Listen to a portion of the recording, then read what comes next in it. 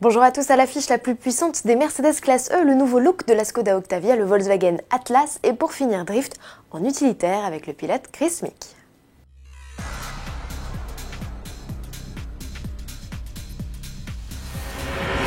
Jusqu'ici la plus puissante des classes E, on parle ici de la 10e génération lancée en janvier 2016, revendiquait 401 chevaux tirés de son V6 turbo. Cette version E43 AMG n'était qu'un amuse-bouche.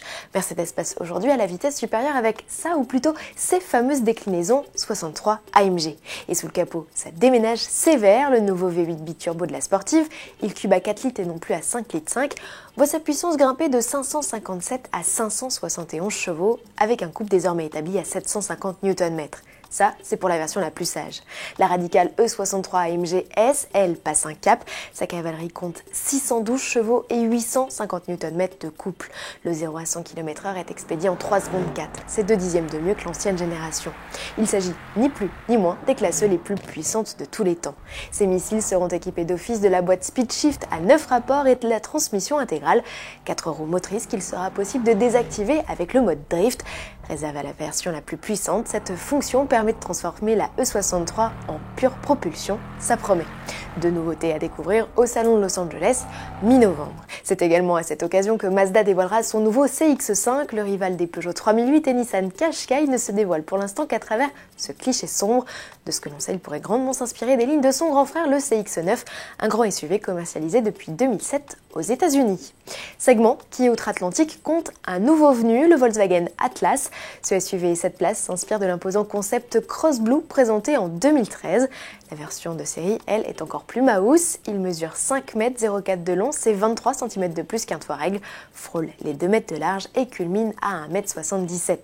À son lancement, le Volkswagen Atlas sera proposé avec deux motorisations essence, un 4 cylindres de 238 chevaux ou un VR6 de 280 chevaux. Et si les deux blocs s'équipent d'une boîte auto à 8 rapports, seul le plus puissant profite des 4 roues motrices. Un modèle attendu dès le printemps 2017 aux États-Unis, puis dans la foulée en Russie, au Moyen-Orient et en Chine. L'Europe, elle, devra se contenter du Tiguan XL attendu début 2017. Terminons ce volet nouveauté avec le nouveau visage de l'Octavia, la 3e génération de la familiale Skoda qui fête en 2016 ses 20 ans, reçoit principalement un tout nouveau regard. Chacune des optiques, désormais disponibles avec la technologie Full LED, a été scindée en deux, façon classe W212 pour les connaisseurs. À bord, la nouvelle interface multimédia est accessible depuis un écran de 9,2 pouces et ce dernier gagne des touches sensitives sur les côtés. On note également l'arrivée d'un volant chauffant, d'un hotspot Wi-Fi ou encore du système de détection des piétons.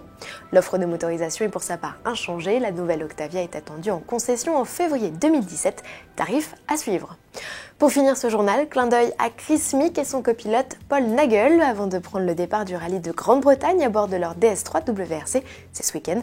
Ils se sont retrouvés au volant d'un Jumpy pour une spéciale pas comme les autres. Regardez ça, bon week-end à tous et à lundi.